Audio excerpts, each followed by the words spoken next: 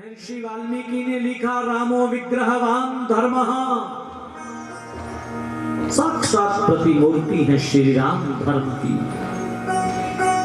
और जहां धर्म होता है ना, वहां बड़ी विनम्रता होती है, वहां बड़ी सज्जनता होती है, वहां सारे काम सिद्ध होते हैं। परिस्थितियां विपरीत भी क्यों ना हो, उन विपरीत परिस्थितियों में भी धर्मवान लोग अपने जीवन में धर्म से च्युत नहीं होते, धर्म से गिरते नहीं हैं, वो हमेशा धर्म पर आरूढ़ रहते हैं। श्री राम का जीवन, मुझे आदरणीय श्री जितेंद्र तायल जी ने कहा, आचार्य जी जो प्रसंग आपको अच्छे लगते हो 2 दिन सुना दीजिएगा। यदि आपके हाथ में एक गुड़ की मोटी डेली देकर के ये कहा जाए कि इस गुड़ को चक्कर के बताओ किधर से मीठा है ये, जी बता पाओगे? वो तो जिधर भी आप उसको चखेंगे, जिधर से भी खाएंगे, उधर से ही बोलो, उधर से ही मीठा है, उधर से ही अद्भुत है। मेरे राम की गाथा भी जिधर से कह दूं, जो प्रसंग सुना दूं, जिस प्रसंग को छू दूं, मैं प्रारंभ करते हुए देव ऋषि नारद और महर्षि वाल्मीकि का संवाद सुना दूं, तो अद्भुत है वो जो महर्षि वाल्मीकि ने लिखा कि मानस माही संजोय के वैदेही रघुवीर संध्या वंदन को चले ऋषिवर तम साथी। वो संवाद सुना दो या वो संवाद सुना दो जब राजा दशरथ हताश और निराश अपने गुरुवर वशिष्ठ के श्री चरणों में उपस्थित हुए, गुरुदेव के श्री चरणों में जाकर के निवेदन किया, हे गुरुदेव मैं बड़ा अभागा हूं, मैं बड़ा अभागा हूं, मैं बड़ा बदकिस्मत इंसान हूं। गुरुवर वशिष्ठ ने राजा को क्या कहा, कौन सा मंत्र दिया गुरुदेव ने, वो प्रसंग सुना दूं या मैं सीधे वहां ले चलूं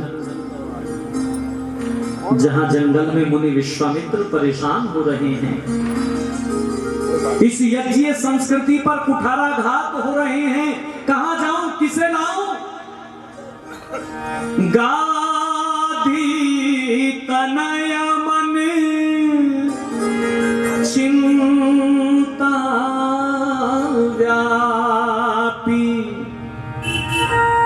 मरही कवन विधि निश्चर पापी, मरही कवन विधि निश्चर पापी। कहां जाऊं, क्या यत्न बनाऊं, कैसे अपना ये यज्ञ रचाऊं, कैसे इस यज्ञीय संस्कृति को बचाऊं?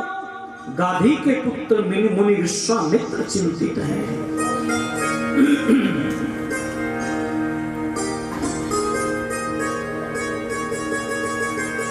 तब मन में विचार आया, मैं अयोध्या जाऊंगा। तब मुनिवर मन कौन विचारा,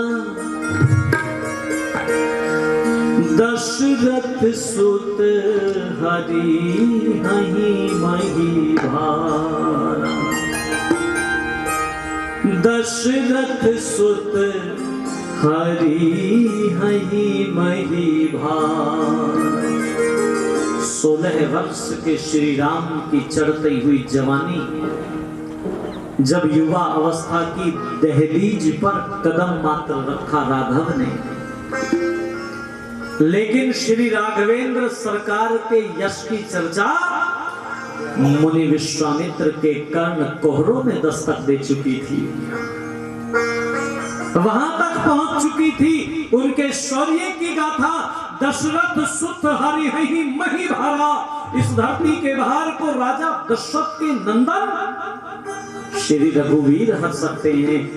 उनके पास जाऊंगा, राजा दशरथ के दरबार में उपस्थित होकर राजा से राम को मांग कर लाऊंगा, राजा से राम को मांग कर लाऊंगा।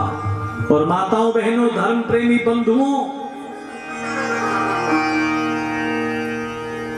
बहुविधि करत मनोरथ जाति लागी नहीं वा, करी मज्जन सदयु जल गए भूप दरबार, मुनिवर गए भूप दरबार। राजा दशरथ के दरबार में मुनि विश्वामित्र पहुंच गए और जब पता लगा राजा को,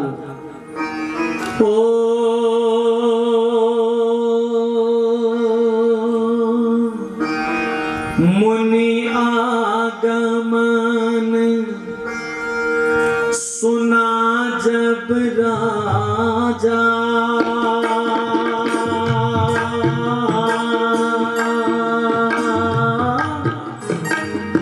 मुनि आगमन सुना जब राजा, मिलन गए लेवे प्रसादा।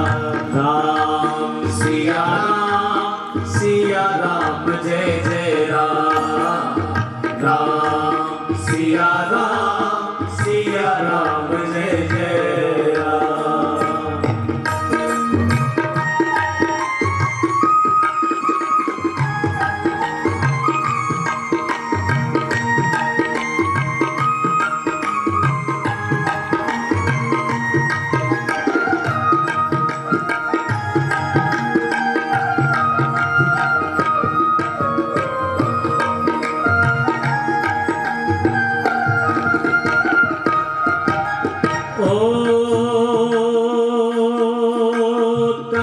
दंडवत मुनि ही सन्मानी,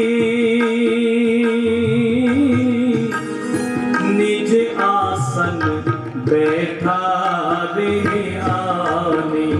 राम सिया राम जय जय राम, बोलो राम सिया राम जय जय राम।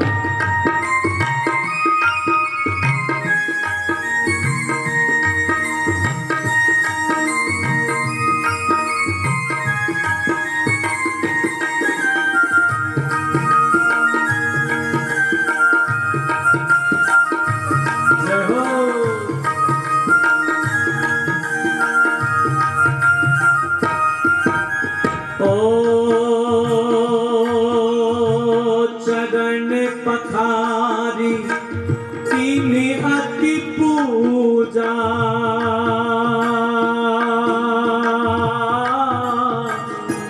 मौसम आज धन्य नहीं दूजा। राम सिया राम जय जय राम, बोलो राम सिया राम जय जय राम।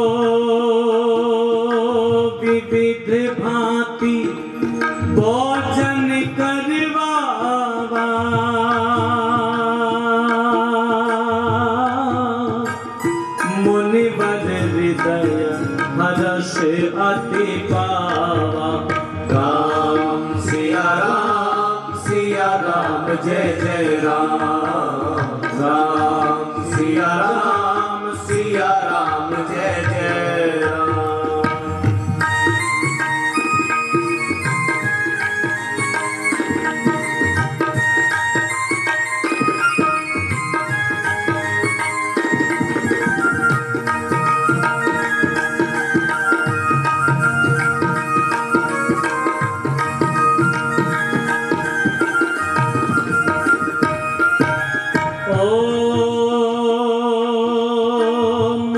चरणन मेले सुत चारी,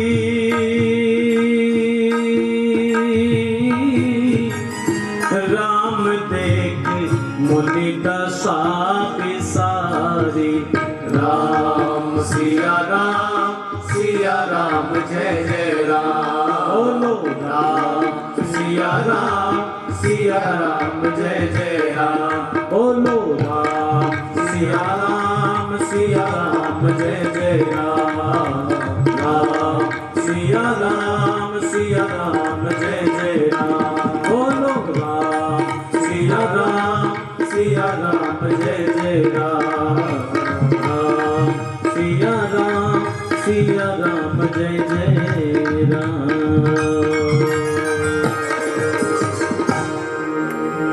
राजा दशरथ के दरबार में पहुंच गए हैं। सूचना भिजवाई जाकर के कह दो महाराज दशरथ को मुनि विश्वामित्र मिलना चाहते हैं। पता लगा राजा को नंगे पैरों मुनि श्रेष्ठ का स्वागत करने के लिए दौड़ पड़े। देखो माताओं बहनों धर्म प्रेमी बंधुओं, इस देश में विद्वानों का, वेद के विचारकों का, वेद के प्रचारकों का बड़ा सम्मान होता था। राजा यदि हाथी पर सवार होकर के आ रहा है और सामने से कोई वेद का विचारक, कोई वेद का प्रचारक, कोई स्नातक आ रहा हो, हाथी से उतरकर राजा उनका स्वागत किया करता था। नंगे पैरों दौड़े चले आए राजा दशरथ, मुनि विश्वामित्र का स्वागत किया, बड़ी श्रद्धा पूर्वक उनको सिंहासन पर ले जाकर बैठा दिया। मुनि चरणन मेले सुत चारी, न केवल स्वयं प्रणाम किया राजा ने मुनि के चरणों में, बल्कि अपने चारों पुत्रों को बुला करके मुनि श्रेष्ठ के श्री चरणों में अभिवादन करवा रहे हैं। वैसे तो चारों भाई ही अद्भुत थे, लेकिन मर्यादा पुरुषोत्तम भगवान श्री राम का क्या कहना। मुनि विश्वामित्र ने श्री राम की तरफ देखा तो एक टकटकी लगाए, मुनि देखते ही रह गए। राम देख मुनि देह बिसारी, सुध-बुध भूल गए श्री राम को देख करके। हाथी के सूंड की तरह से विशाल भुजाएं, उन्नत ललाट, चौड़ा वक्ष स्थल, चेहरे के ऊपर से तेज टपकता हुआ, खो गए मुनि, खो गए। राजा दशरथ ने निवेदन किया, मुनि श्रेष्ठ, आज आपने मुझे बड़ा कृतार्थ किया, बड़ा धन्य हो गया मैं। मेरी स्थिति ठीक ऐसी ही है जैसे सूखी हुई खेती बरसात बरस जाने पर हरी हो जाती है। आज मैं खुश जैसे कोई प्यासा अमृत के पाने से, सूखी हरी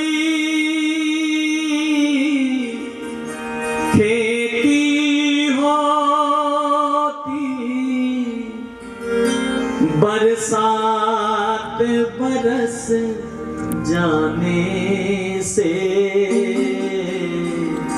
यहाँ पैर जो दिए धर,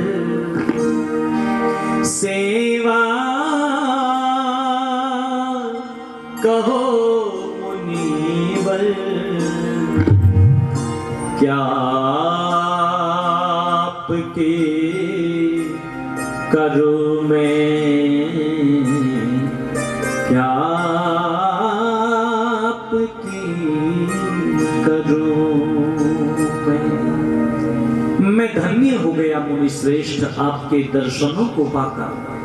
मेरी दशा वैसी ही है जैसे किसी प्यासे को अमृत मिल गया हो, जैसे सूखी हुई फसल में बरसात हो गई हो, वैसी मेरी स्थिति है। आशीर्वाद आपने चारों पुत्रों को दिलवाया। राजा ने विविध भांति भोजन करवावा, मुनिवर हृदय हर्ष अति पावा। और फिर राजा ने पूछा, मुनि श्रेष्ठ आप आए हैं तो केही कारण आगमन तुम्हारा, इतनी दूर से आप आए हैं। वैसे तो मुनि श्रेष्ठ मेरा सौभाग्य है, संतों के आने का कोई कारण ही हो ये जरूरी नहीं है। संत तो जब आ जाए तब जीवन का सौभाग्य उदय हो जाता है। पर आप इतनी दूर से, आप ऐसे आते नहीं है कहीं पर, आप आए हैं और मुझ सौभाग्यशाली के यहां आए हैं, मुझे सौभाग्यशाली बनाने के लिए आए हैं। तो बताइए मुनि श्रेष्ठ के ही कारण आगमन तुम्हारा। हाँ राजन, बिना कारण के तो नहीं आया मैं, एक कारण उपस्थित हो गया है। और राजन कारण भी साधारण नहीं है, साधारण नहीं है। आदेश करें मुनि श्रेष्ठ, आपका जो आदेश होगा उस आज्ञा को एक निमेष में पूरा कर दूंगा। एक निमेष समझते हैं आप? ये जितना पलक झपकने में समय लगता है इसको एक निमेष बोला जाता है। मतलब इधर आपके मुख से आदेश निकलेगा और इधर मैं उसका पालन कर लूंगा, सिरोधार्य कर लूंगा। मुनि श्रेष्ठ बताएं मेरे लिए क्या आदेश है। तो मुनि विश्वामित्र ने कहा, सुनो राजन, मैं यज्ञ जिस समय करता हूं दुख मुझको निश्चर देते हैं, दुख मुझको निश्चर देते हैं, दुख मुझको निश्चर देते हैं, दुख मुझको निश्चर देते हैं। मैं यज्ञ जिस समय करता हूँ दुख मुझको निश्चर देते हैं, दुख मुझको निश्चर देते हैं। ये सामग्री हवन कुंड वो अस्त व्यस्त कर देते हैं, ये सामग्री हवन कुंड को अस्त व्यस्त कर देते हैं, ये सामग्री हवन कुंड को अस्त व्यस्त कर देते हैं, ये सामग्री हवन कुंड को अस्त व्यस्त कर देते हैं। हे राजन, मैं यज्ञ करने के लिए बैठता हूं तो निशाचर लोग, राक्षस लोग मुझे यज्ञ नहीं करने देते। ये सामग्री हवन कुंड सब अस्त व्यस्त हो जाता है, अभक्ष पदार्थ यज्ञ कुंड में डाल देते हैं। राजन, यज्ञ नहीं हो पा रहे हैं, ये यज्ञीय संस्कृति खतरे में आ गई है। इसलिए राजन परेशान होकर के मैं आया हूं। राजा दशरथ बोले, मुनिवर वैसे तो मेरा अहोभाग्य आप पधारे हैं, पर यदि इतनी सी बात थी तो जंगल से ही खबर भिजवा दी होती। जितना घी सामग्री जो कुछ कहते सो लेकर के उपस्थित हो जाता मैं।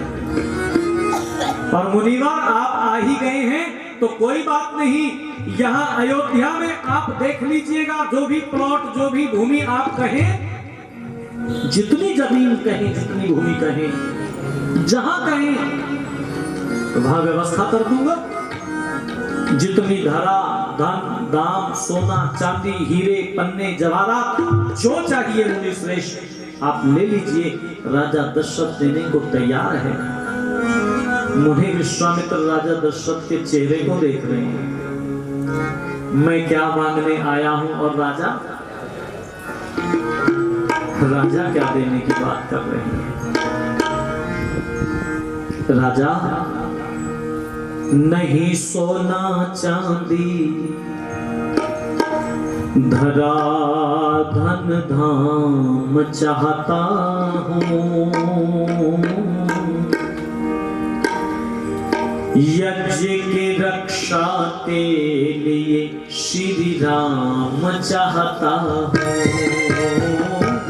नहीं सोना चांदी धरा धन धाम चाहता हूँ, नहीं सोना चांदी धरा धन धाम चाहता हूँ, यज्ञ की रक्षा के लिए श्री राम चाहता हूँ। अरे यज्ञ की रक्षा के लिए श्री राम चाहता हूँ।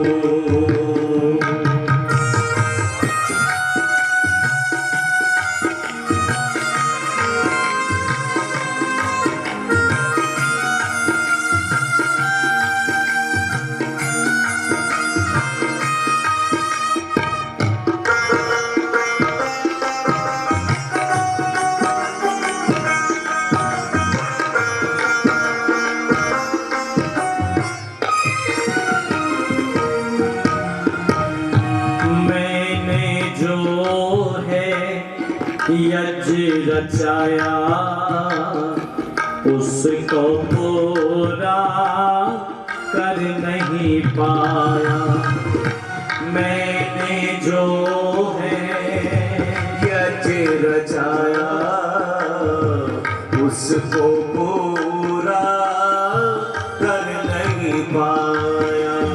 मारीच और सुबाहु ने आकर के विघ्न मचाया, मारीच और सुबाहु ने आकर के विघ्न मचाया। ले जाकर श्री राम,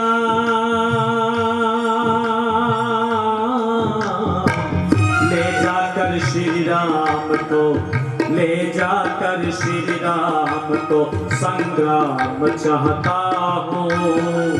यज्ञ की रक्षा के लिए श्री राम चाहता हूँ, यज्ञ की रक्षा के लिए श्री राम चाहता हूँ।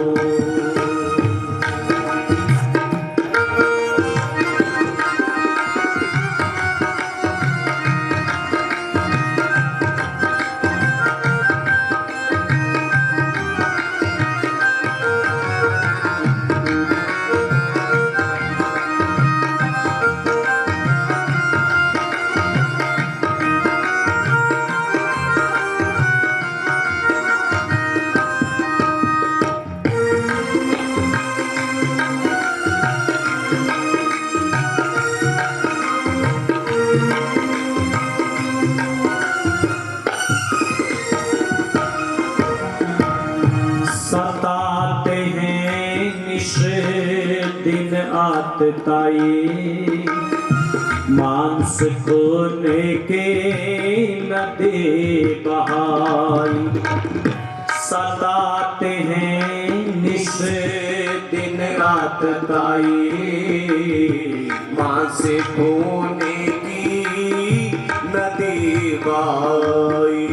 लाऊं किसी बहादुर को ये मेरे मन में आई, लाऊं किसी बहादुर को ये मेरे मन में आई। कर दुष्टों का नाश, कर दुष्टों का नाश में, कर दुष्टों का नाश में विश्राम चाहता हूँ। यज्ञ की रक्षा के लिए श्री राम चाहता हूँ।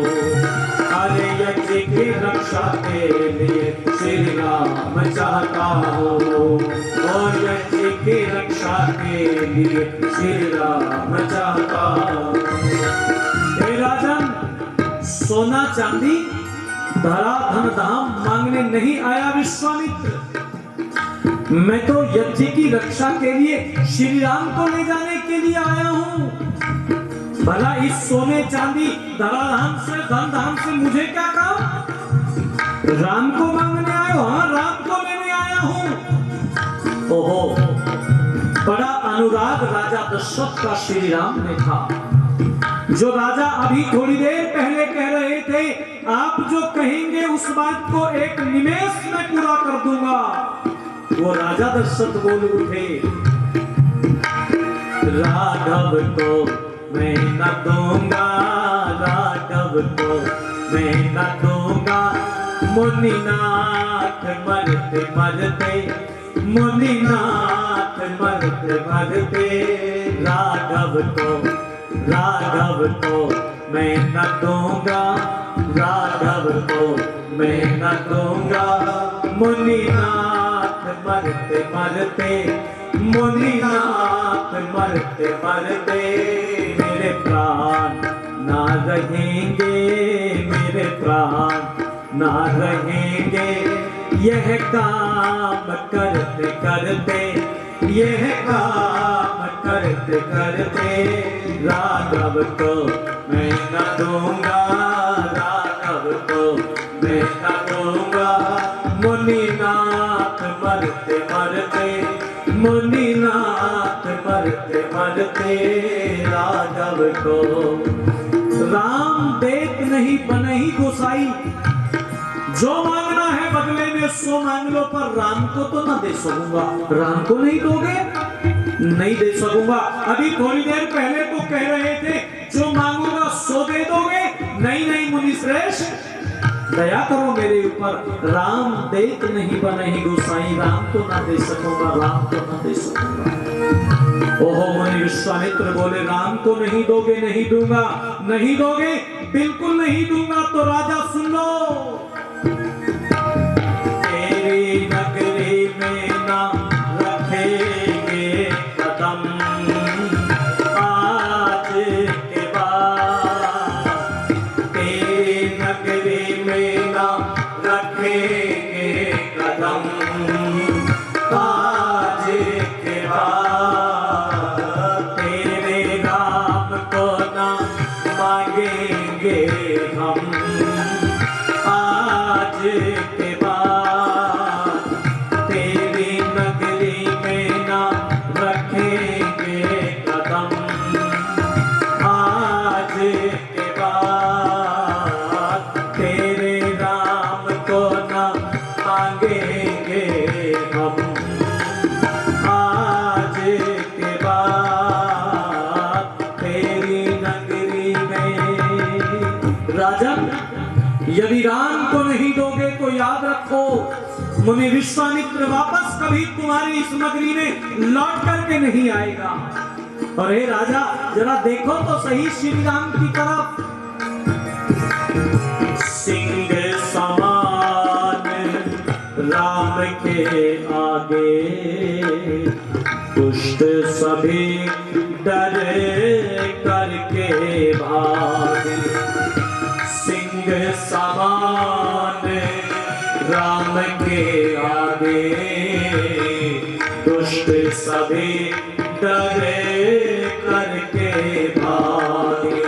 नहीं बचे जिंदा वो जिसके वाण करारा लागे, नहीं बचे जिंदा वो जिसके वाण करारा लागे।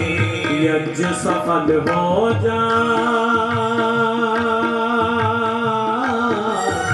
यज्ञ सफल हो जाए, अरे यज्ञ सफल हो जाए, मेरा ये काम चाहता हूँ।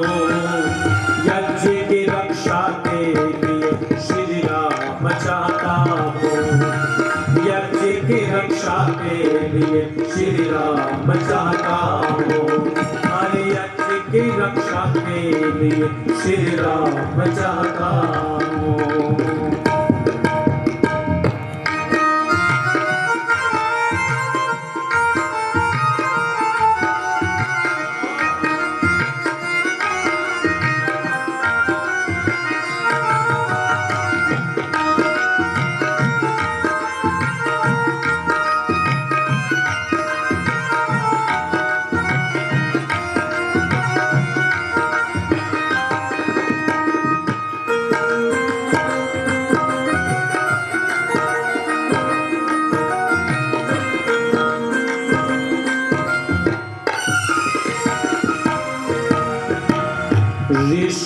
मुनि वेदो उद्धारक निर्भय हो गए रहे प्रचारक। ऋषि मुनि वेदो उद्धारक निर्भय होकर रहे प्रचारक। उसको मानूंगा नरेश जो दुष्टों का संहारक। उसको मानूंगा नरेश जो दुष्टों का संहारक। हो जाए हृदय, हो जाए हृदय पर अंकित, हो जाए हृदय पर अंकित वो प्रोग्राम चाहता हूँ। यज्ञ की रक्षा के लिए श्री राम चाहता हूँ। अरे यज्ञ की रक्षा के लिए श्री राम चाहता हूँ। यज्ञ की रक्षा के लिए श्री राम चाहता हूँ। हाँ, यज्ञ की रक्षा के लिए श्री राम चाहता हूँ। यज्ञ की रक्षा के लिए श्री राम चाहता हूँ। बोलिए मर्यादा पुरुषोत्तम श्री रामचंद्र जी महाराज की जय हो। मर्यादा पुरुषोत्तम श्री रामचंद्र जी महाराज की जय हो। ये कहा राजन, सोना चांदी धरा धन धाम मांगने के लिए नहीं मैं आया, मैं तो यज्ञ की रक्षा के लिए श्री राम को मांगने आया हूं। राम को दे दो। और एक बात कही कि ऋषि मुनि वेदों उद्धारक निर्भय होकर रहे प्रचारक। उसको मानूंगा नरेश जो दुष्टों का संहारक। जो राजा दुष्टों का संहार नहीं करता, मैं उस राजा को राजा मानने के लिए कतई तैयार नहीं हूं। ए लोगों, मेरी माताओं बहनों, ये देश बड़ा गौरवशाली देश है। इस देश के संत महात्माओं ने जब जब इस संस्कृति पर कुठाराघात हुए तो उन्होंने अपनी महत्वपूर्ण भूमिकाएं निभाई। आश्रम जो नाम है ना, वो ऐसो आराम के किसी अड्डे का नाम आश्रम नहीं है साहब। एक आदमी को किसी ने कह दिया, बाबा जी मौज ले रहे हो? बोला, मैं तो बाबा ही मौज लेने को बना हूं। ना ना, इसका नाम संत नहीं है, इसका नाम आश्रम नहीं है। समन्ता, सब ओर से जहां श्रम किया जाता है, सब चिंतन जहां पर होता है, सारी गतिविधियों पर जहां ध्यान रखा जाता है, उसका नाम क्या है बोलो? आश्रम।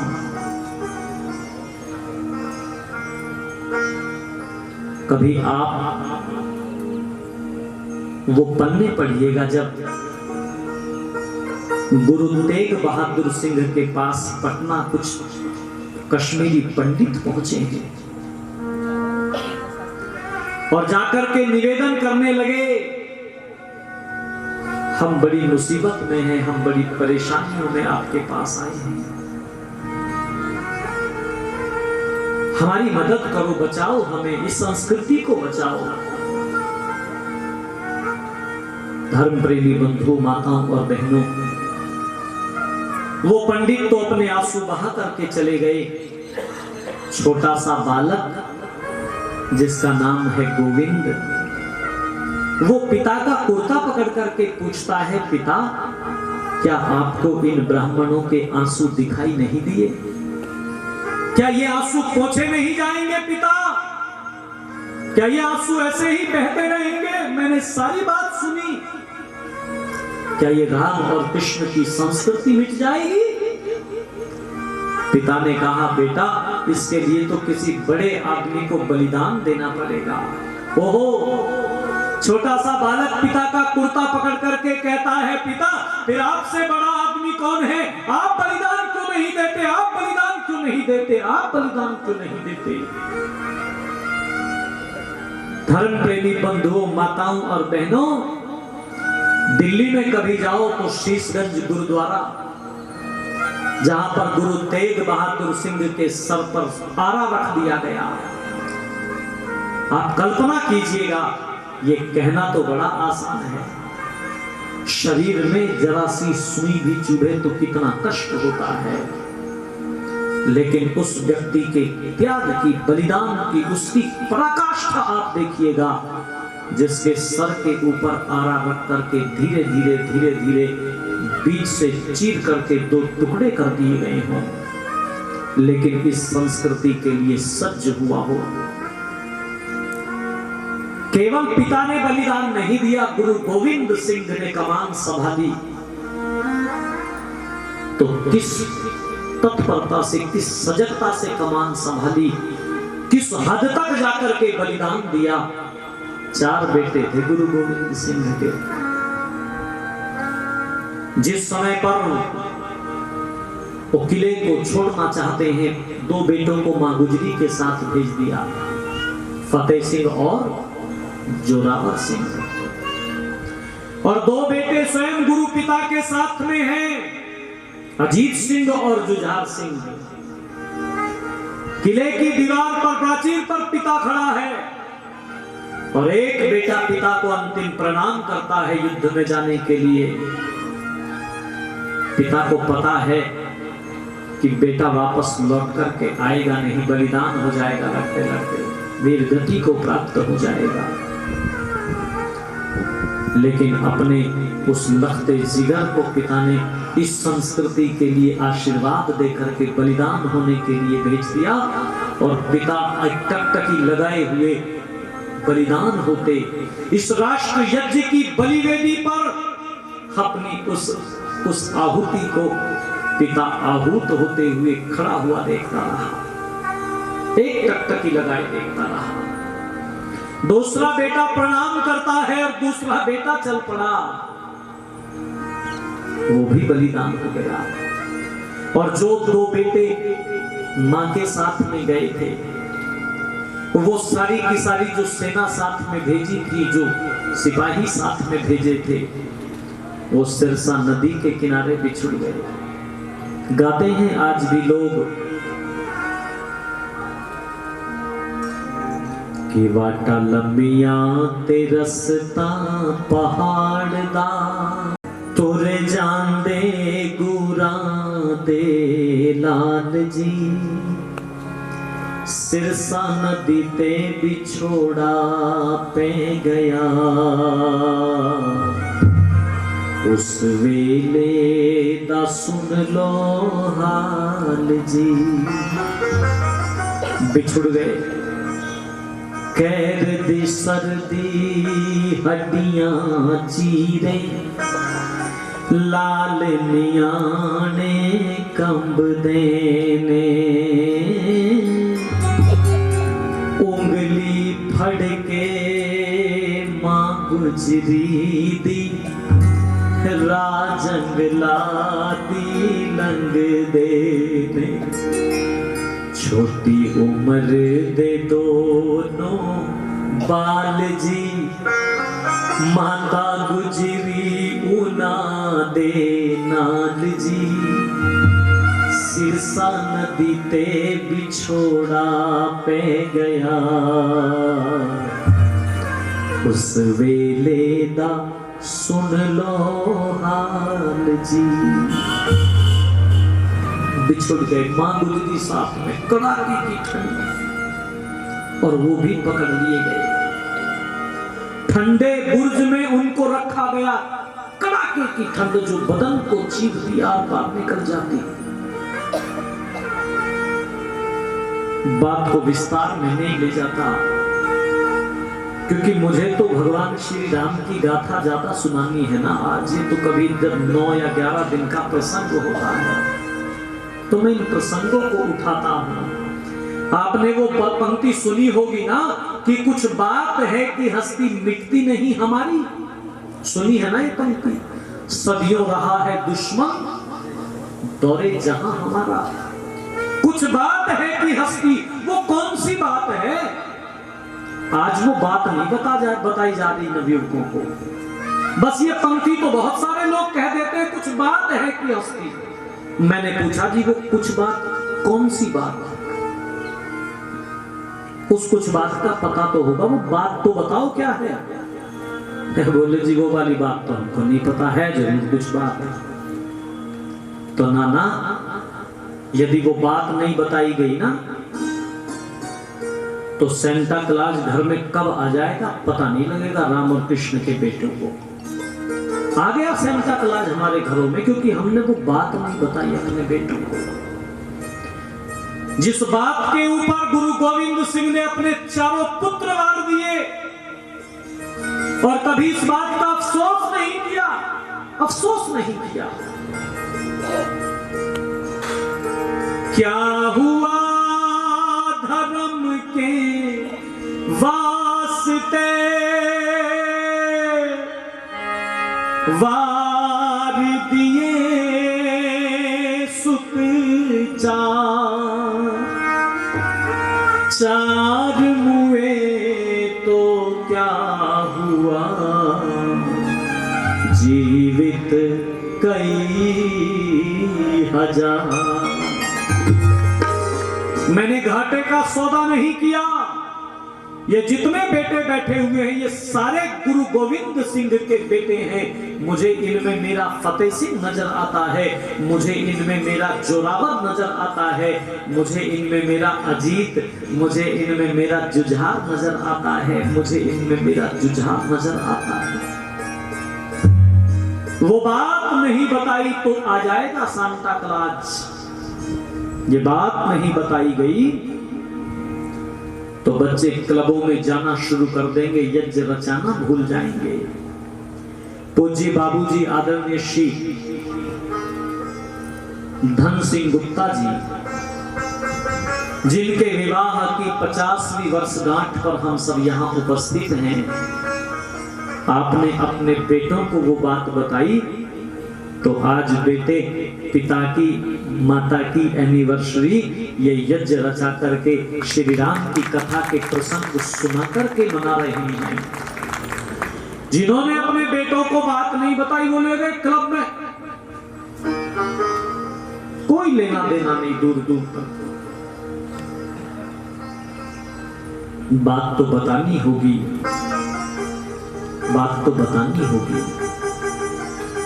कैसे वारे गए बेटे, कैसे जवानियां वारी गई। परसों 6 मार्च है पंडित लेखराम का बलिदान दिवस। उन्होंने भी यही कहा था, मैंने घाटे का सौदा नहीं किया। जब बेटा मर गया ना उनका, बीमार बेटे को छोड़ करके चला गया था, मां ने कहा तू अभी अभी तो आया है, तेरा बेटा बीमार है। मां दिखा लेना, यदि एक बेटे के चक्कर में रुका तो जाति जाति के कई बेटे हाथ से चले जाएंगे। चले गए वहां जाकर के बचाया उनको बेटों को, जाति के जो लाल धर्म परिवर्तन करने वाले थे। व्याख्यान चल रहा है पंडित लेखराम का, घर से तार आया तुम्हारा बेटा चल बसा है। व्याख्यान देते रहे, पिता था लेखराम। और देखो एक पिता के लिए बेटे की अर्थी का बोझ बहुत भारी होता है साहब, ये कहना बड़ा आसान है, लेकिन जिस पर गुजरती है वही जानता है। कष्ट जरूर हुआ होगा, लेकिन उस पीड़ा को भी कैसे परिवर्तित कर दिया। उन्होंने भी कह दिया मैंने घाटे का सौदा नहीं किया, एक बेटे का बलिदान हुआ है मेरे, एक बेटे को मैंने जाति के कई लालों पर वार दिया है, कई लाल मैंने बचा दिए हैं। ऋषि दयानंद ईंटे ढेले और पत्थर खाए इस बात को बचाने के लिए, इस वैदिक संस्कृति को बचाने के लिए। मैं और आप जो ये चर्चा कर और सुन पा रहे हैं ना, शास्त्री जी पीछे बैठे हुए हैं, शास्त्री जी, ये चर्चा ऋषि दयानंद जी महाराज के उन तप की वजह से, उन बलिदानों की वजह से, नहीं तो हाथ उल्टे रो रहे होते। समझ रहे हो ना बात? ये जो आज सीधे हाथ डूबे जा रहे हैं, कृपा ऋषि दयानंद की, जहर के प्याले पिए, ईंटें ढेले, पत्थर खाए। मुझे सोना चांदी धराधन धाम नहीं चाहिए। उदयपुर के राणा सज्जन सिंह ने उनको भी कहा था, इस एकलिंग जी की गद्दी के महंत बन जाओ, लाखों का चढ़ावा आता। महाराज कहां चक्कर में पड़ रहे हो? मेरा सारा राज्य समर्पित इस गद्दी को। ऋषि बोले थे, राणा तुम्हारे राज्य की सीमा से एक सांस भाग करके बाहर निकल सकता है ब्रह्मचारी दयानंद, पर उस भगवान की सत्ता से भागकर कहां जाऊंगा मैं? जर की जंजीरों से बांधो ना हमको, दिल है प्रभु का दीवाना। राणा सज्जन सिंह बोले, सोच लो, इतनी बड़ी संपत्ति, राजपाट, वैभव देने वाला दुनिया में दूसरा कोई ना मिलेगा। सोच लिया राणा, पर तुम भी हाथ पर चिराग लेकर के घूम जाना। ए राणा, इतनी बड़ी संपत्ति, राजपाट, वैभव को ठोकर मारने वाला तुम्हें भी दयानंद के सिवाय दूसरा कोई नहीं मिलेगा, दूसरा कोई नहीं मिलेगा। मुनि विश्वामित्र ने कह दिया था, राजन ये सोना चांदी धरा धन धाम मांगने नहीं आया मैं तो यज्ञ की रक्षा के लिए राम को ले जाने आया हूं। देना है तो राम को दे दो, राम की बात करो, राम की बात करो। राम को तो ना दे सकूंगा मुनिवर, माफ करना, नहीं दे पाऊंगा, नहीं दे पाऊंगा, नहीं दे पाऊंगा। मेरे राम तो भी बालक है, राम जाएंगे तो लक्ष्मण भी जरूर जाएगा, क्योंकि जहां जहां राम जाते हैं लक्ष्मण तो साई की तरह से वही वही जाता है। राम को न दे सकूंगा। मेरे राम और लक्ष्मण तो भी बालक हैं मुनि श्रेष्ठ, नहीं दे पाऊंगा मैं। और एक बात पूछी राजा दशरथ ने, हे मुनिवर, ये जो राक्षसों की बात आप कर रहे हैं, राक्षस आते कहां से? कौन भेजता है इन राक्षसों को? तो मुनि विश्वामित्र ने कहा, इन राक्षसों को भेजने वाला कोई और नहीं, लंकापति रावण है, वो इनको भेजता है। रावण का नाम सुन नरेश घबरा गया, आंखों के सामने अंधेरा सा छा गया, बदल गया सारा प्रोग्राम।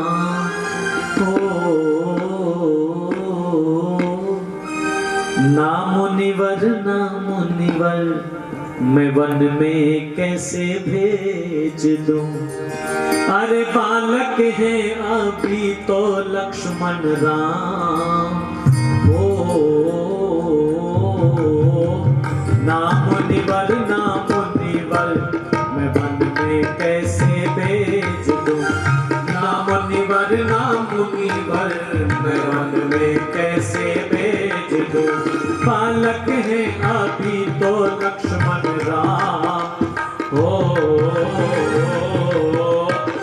मुनिवर, ना मुनिवर, मैं वन में कैसे भेज दूं? ना मुनिवर, ना मुनिवर, मैं वन में कैसे भेज दूं? कोमल शरीर रहेंगे कैसे वन में रहेंगे, कैसे वन में रहेंगे, कैसे वन में? कोमल शरीर रहेंगे कैसे वन में? कभी युद्ध देखा ना, लड़ेंगे कैसे रण में? लड़ेंगे कैसे रण में? लड़ेंगे कैसे रण में? जीतना कठिन है संग्राम। ना मुनिवर, ना मुनिवर, मैं वन में कैसे भेज दूं? ना मुनिवर, ना मुनिवर, मैं वन में कैसे भेज? हाँ, एक उपाय है मुनि श्रेष्ठ, वो क्या? गज दल रथ दल पैदल सेना लेकर चलूं साथ में। गज दल रथ दल पैदल सेना लेकर चलूं साथ में। अपने वीरों संग दुष्टों से करो तो हाथ में अपने वीरों संग दुष्टों से करो तो हाथ में रत दल पे दल सेना लेकर चलूं साथ में अपने वीरों संग दुष्टों से करो तो हाथ में अपने वीरों संग दुष्टों से करो तो हाथ में राम का बहाना कोई काम हो